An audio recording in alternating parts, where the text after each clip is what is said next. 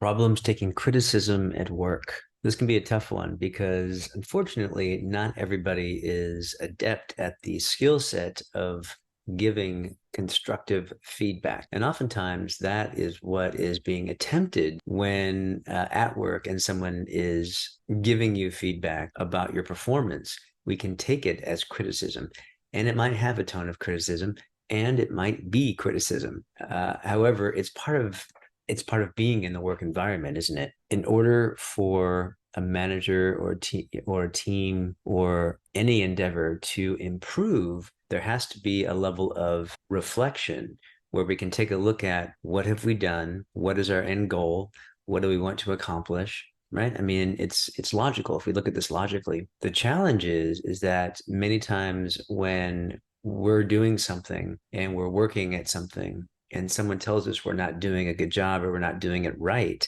that can sting. And that can really feel like a poke at our very essence. We take it very personally. So it can be really important to remember that most of the time, those criticisms are really not about you, they're about the bigger picture. And it can be helpful to take a step back and say, okay, is this criticism helpful? Is this feedback helpful? Is this helpful when it comes to our end goal? Is there other ideas I can put out here?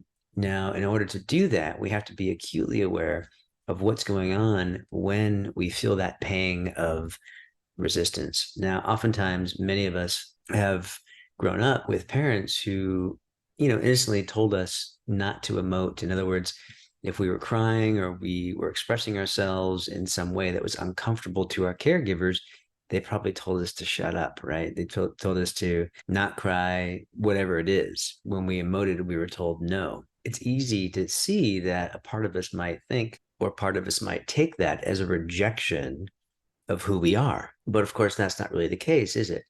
Most of the time, the adult in our lives was feeling uncomfortable with our emotion. And so they wanted us to stop. And we took that as, oh, emoting myself, who I am, is not okay. And that can create a sense of low self-esteem. It can sort of chip away at our self-belief and self-esteem, but it's not to blame the parents because they're doing the best they can. What we can begin to do now that we are no longer children is begin to reflect on what is actually happening when we're being criticized.